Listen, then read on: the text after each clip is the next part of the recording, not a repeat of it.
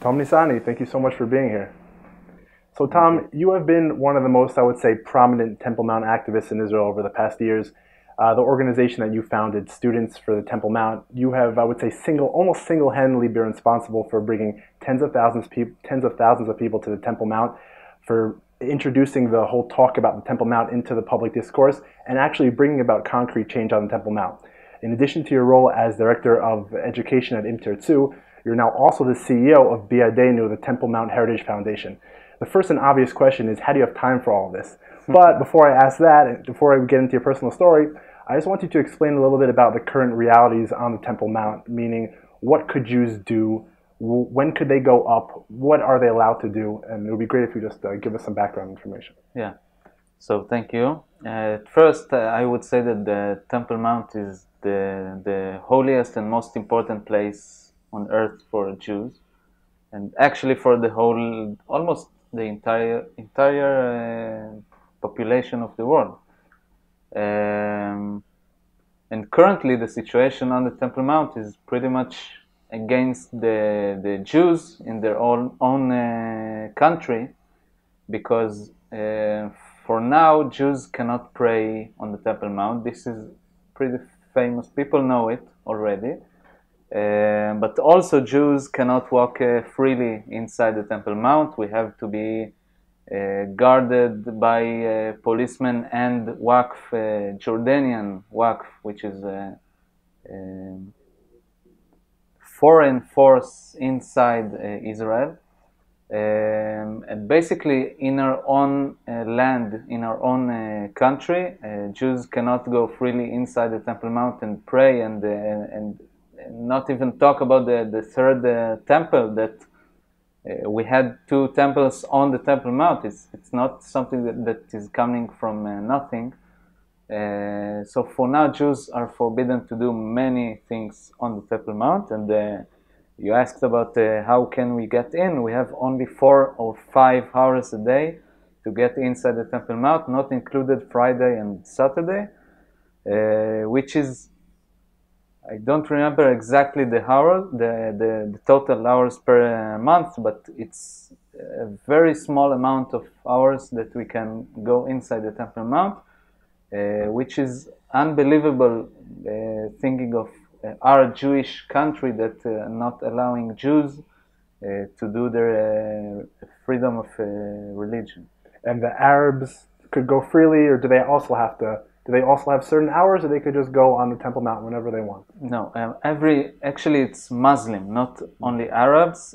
Why do I say it? Because even if you are a tourist, which is Muslim from, let's say, Indonesia, you can go inside the Temple Mount. I'm not, in a different hours. And I saw it in person. When I, 2 or 3 years ago, when I came to the Temple Mount, at, let's say, 4 afternoon, Israeli policeman said you cannot get in because you're Jewish, and the Indonesian tourist went inside. Also between the Jews and the Muslim there is the tourist, which can be also Christian, but also Jewish, which are secular, not wearing anything like a kippah or anything else. They can walk in the limited hours, but they can get in freely without a guard and Waqf and all of this, because they probably would not make any Jewish pray. So this is okay. And what would happen, let's say, if someone went up to the Temple Mount and they took out a prayer book, or they took out an Israeli flag and they started to pray? Would they get a warning? Would they get arrested? So if you would ask me that before 7 years ago, when we started to make our activity in the media, in the legal division we have, most of the times, and I personally was arrested for singing the Atikva, for going up with the Israeli flag, for praying. I saw many of people that got arrested. Today, they will be kicked out of the Temple Mount without being arrested, probably. But next time they will come to the Temple Mount, the police already will mark them as dangerous people who can do dangerous things like singing your own national anthem on the most important place. So the police actually keeps track of people whose all they want to do is go up to the Temple Mount and express their freedom of religion. You're saying the police actually keeps track and know who these people are. Yes, every person, every Jewish person who comes to the Temple Mount is written in the police computers somewhere, and we know it for sure. And the police is forced to cooperate with the Jordanian Waqf. Actually, it became so usual for them to cooperate with the Jordanian Waqf that they are doing it on a daily basis. Like they do whatever the Waqf guys say they should do, and they ask the Waqf to, they give him some good things, some good advice, and they get it back. Oh. So can you explain a little bit more about the Waqf? Meaning, who are these people? Where do they come from? Who pays their salary? Yeah. And what do they do exactly? Do they follow around Jews on the Temple Mount and make sure they don't do things like pray? Yeah, so let's get back to the agreement between Israel and Jordan in '94. In the agreement, it was written one sentence only about the holy places in Jerusalem. It says that Jordan will have a special duty on the holy places for Muslim in Jerusalem, which was a mistake. But even this mistake is some, let's say, not very clear sentence. You can say many things about it. But what happened from then until now is that Israel gave Jordan the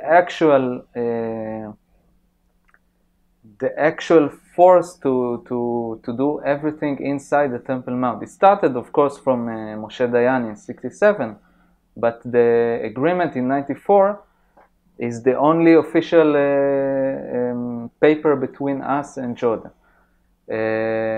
But Israel decided to let Jordan send forces, which are the Jordanian Waqf. Mostly they are Arab who lives in Israel, or in Jerusalem, East Jerusalem, or in Judea and Samaria, but their salary and their mission is from Jordan. When we speak or talk, by the way, about King Abdallah inside the Temple Mount, the Jordanian Waqf cannot hear it, because this is their boss. But Israel is allowing them to send their troops inside the Temple Mount. So basically they have no weapon. They're not allowed to carry a weapon, thanks God. But anything out of weapon they have. They have the authority. They can say to people what to do. Even actually tourists suffer more because the Israeli police don't really care about the tourists to go up to the Temple Mount. So the Waqf doing anything he wants.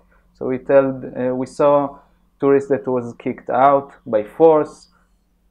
We saw tourists who the Waqf took away his personal stuff that he don't like, books or anything else. And we gave them the ability to gain much force. So now everything Israel wants to do on the Temple Mount have to pass through the Waqf and King Abdallah, because he have hundreds of people that living and doing everything inside the Temple Mount. So, and we call it the status quo, right? And every little thing that wants to be done, they say they're upsetting the status quo. The whole Muslim world is going to be rioting, right? Is that why it's so hard for Israel to actually do something, or it's more like that Israel controls it, but they don't really control it? Israel is playing a one-side game. I think Israel thinks that it is playing some game of giving and taking with Jordan. We will do this and you will do that, but actually we're the only one who is giving up. The status quo, for example, is a fake status quo in all manners, because things can get only worse for us.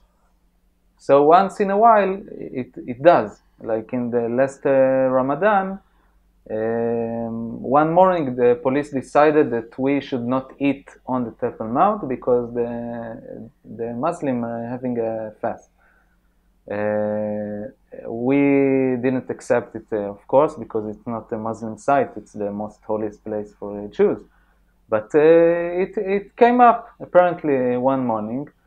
But on the other side, you will not see this happen on the other direction. And moreover, everything you will do as Israel will, in a few minutes, you will hear the King Abdallah calling the Prime Minister and says, hey, you should remember that we are in charge, not you. Mm-hmm.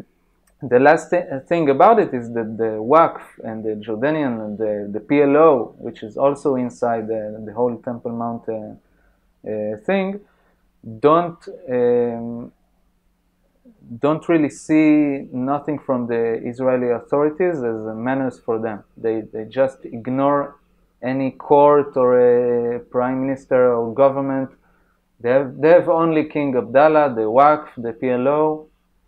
It is their Muslim site, nothing Jew about it. You never had any temples, and you have no connection to the Temple Mount. And I have to say that Israel is not doing enough, to say the least, to oppose this direction. I mean, Israel spends zero amount of funding to promote the Temple Mount from any aspect. I'm not talking about say to the Israeli people to go up even to ascend the Temple Mount. I'm talking about heritage, about knowledge, about education. You see nothing. You see only the Kotel, the Western Wall. And that's probably, I'm assuming that's why the organization that you founded, the Students for the Temple Mount, and the BeYadeinu, the Temple Mount Heritage Foundation that you now head, that's probably the reason that they're so they're successful, because you have such a people in Israel that don't even know anything about it, and the government isn't doing anything, so you guys try to get there. And I also wanted to, before getting more into the situation on the Temple Mount, I wanted to talk about a little bit about a stereotype that people hear the Temple Mount, they think these ultra-Orthodox Jews, these fanatics.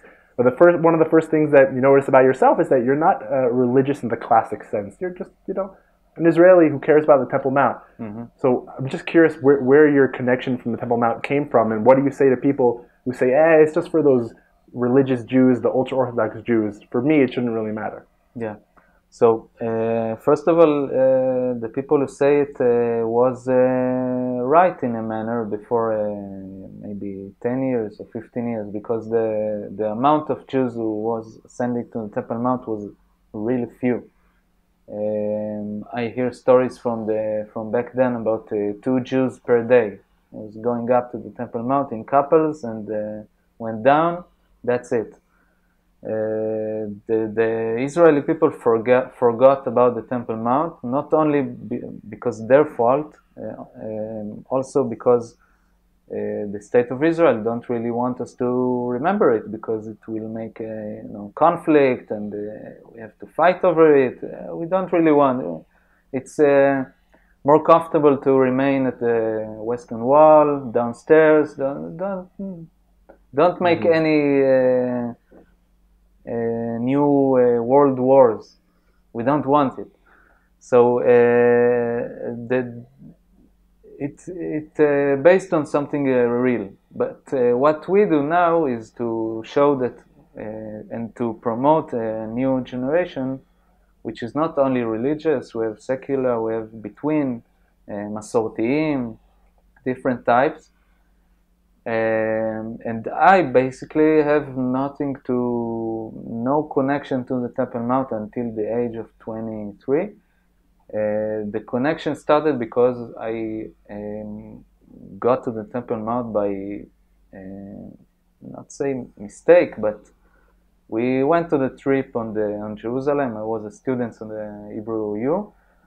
And we're going to Machne Yehuda, to the market, and to the Western Wall also, because I grew up on the Western Wall, which is amazing. And I have to put the paper inside the stones because I want God to help me in whatever I have to do.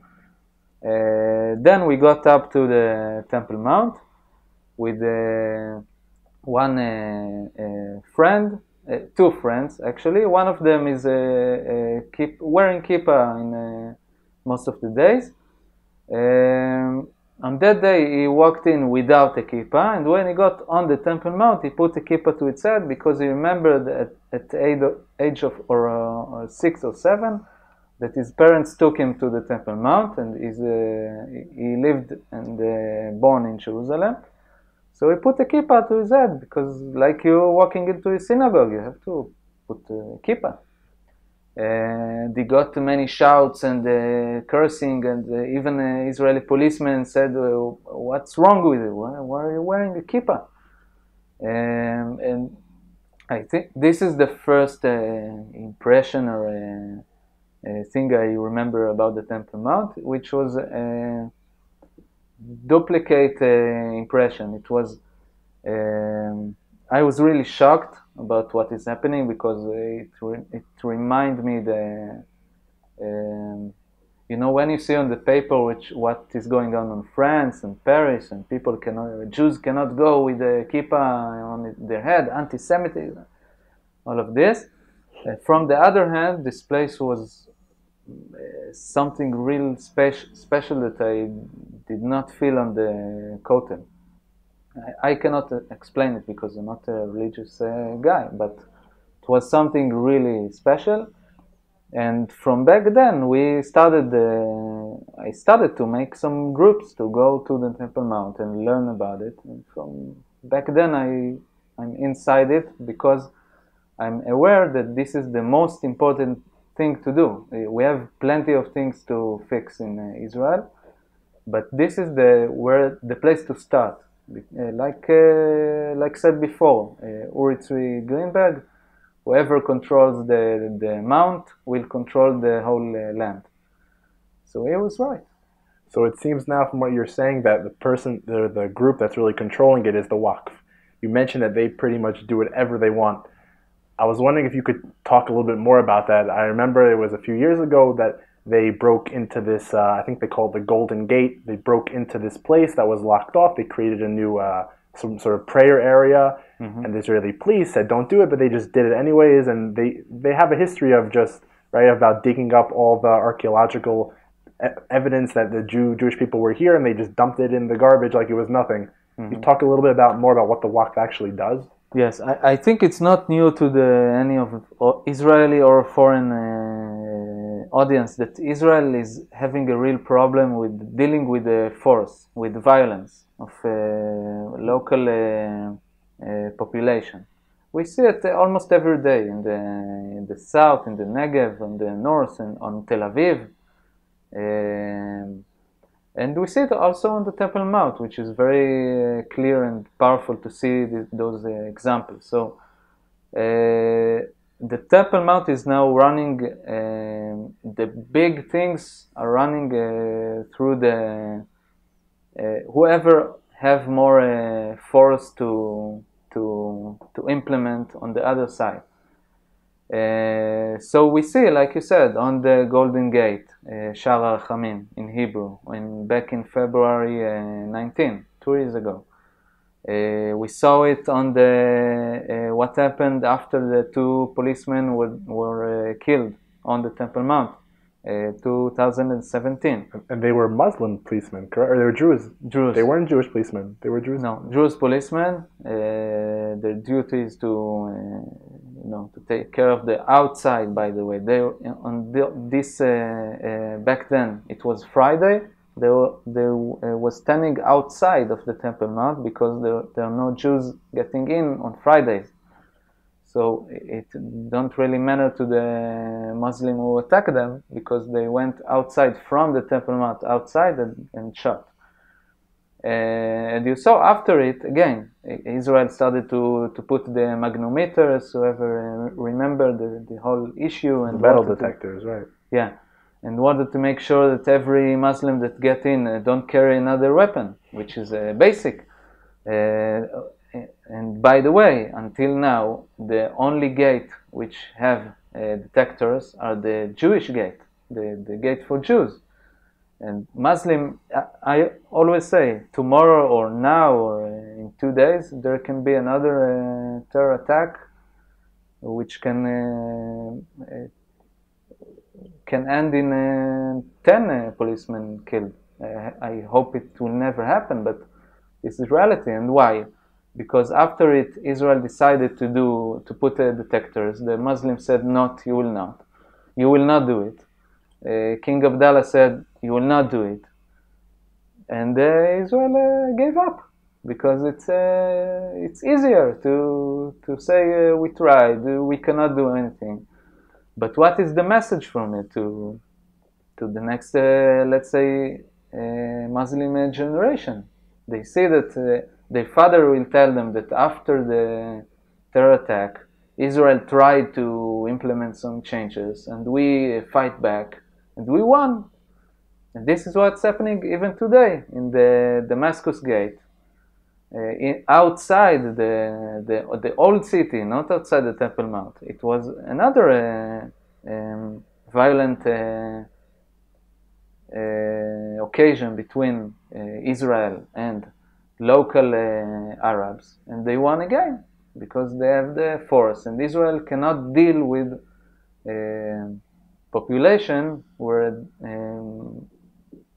dealing with things by force. And we, as people who always do things by the law, we're losing things. But we love this country, and we will ever do anything that will be close to violence against our own policemen. So what can be done? You talked a little about before you started the Students for Temple Mount, things were different. Things are still really bad, but things were even worse then. So what are some of the things that have improved, and what would you say to just the regular citizen, the regular tourist who wants to come here? How could they help to improve the situation? So first, we do not lose hope because we're doing good and important things that are really making a change.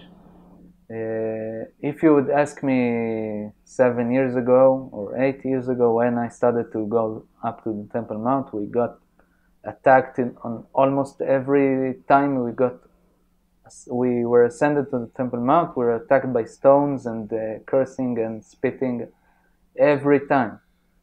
I'm really glad that I still went up and didn't give up then, because most of the people would say, the hell about it, I will give up. I don't want to be spitted and stoned when I go to the most holiest place. But because of everything we have done, things got better. As I said, if you would sing your national anthem or raise your own flag, you could find yourself arrested for 2 days, even before 8 or 7 years ago. Today you would not. The worst thing that will happen to you is that you will be out of the Temple Mount. It is still happening. We're dealing with it. I think the most important progress we made is on the media, because the Israeli media have a lot of force in Israel. They can decide whether things is legitimate or not. And for now, on the most important media sources, they see the Temple Mount very different. I remember before they were talking about the right-wing activists with the kippah and peot that are going to make flames on the Temple Mount. And now they're talking about the Jews who want to ascend the Temple Mount and pray, and talking more about the Israeli story about the Temple Mount, which is very different.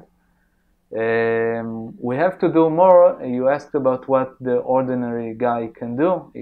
Every Jew should ascend to the Temple Mount first, once in a month, if he could.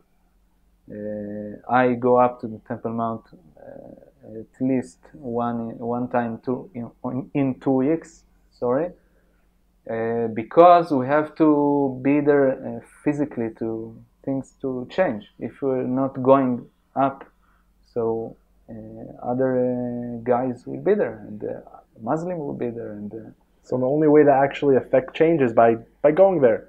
If there's all of a sudden hundreds of thousands of Jews are going to the Temple Mount, they're going to be, the government, I guess, will be forced to change their policy. This is the first things to do. Of course, it's not easy because we have the limited time where I can get inside. So the ordinary guy cannot go up in most days. Maybe in holidays, he can go, and many people do. They take their whole family and Passover, Sukkot, and on Jerusalem Day, and go up to the Temple Mount, which is the first important thing. Other things are to promote the talking about the Temple Mount, spreading the message, talking about it, legitimate to go, to talk about it. We have a real wall that preventing us from talking and say the truth about the Temple Mount, and we have to remember and not forget that this is the most important place. And so when I'm on the old city, I have only one place in mind. I have the Temple Mount. The Western Wall is also important, like any other place in Jerusalem and in the old city, but the Temple Mount is really the thing to do. We have to change things. Of course, anyone who can help, from whoever is a lawyer or a media guy who knows how to do and what to do, he can always help. We're looking for another things to do, but we just started, so I see that we're really improving things. We have to be a strong organization that people would see as the organization who represent them on the Temple Mount. Then it will be getting better and better, and we have a lot to go because we're starting from a not very good point to start, but we have to do it. I mean, my son will replace me, so even if I won't see the end of the story with Israeli flag and maybe Bet HaMikdash for 2000, which will be according to the current situation in 2021.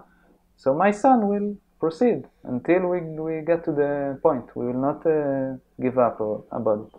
So now if someone wants to, let's say someone is coming from abroad to Israel now that COVID is easing up, and someone wants to go toward the Temple Mount, they could Google the organization, the BeYadeinu Temple Mount Heritage Foundation, and you guys will help them out. You'll get them a tour guide. Yeah, we have a website which is Hebrew and English, so you can find it online. We have guides every day that are going up with the Jews who are coming to the Temple Mount.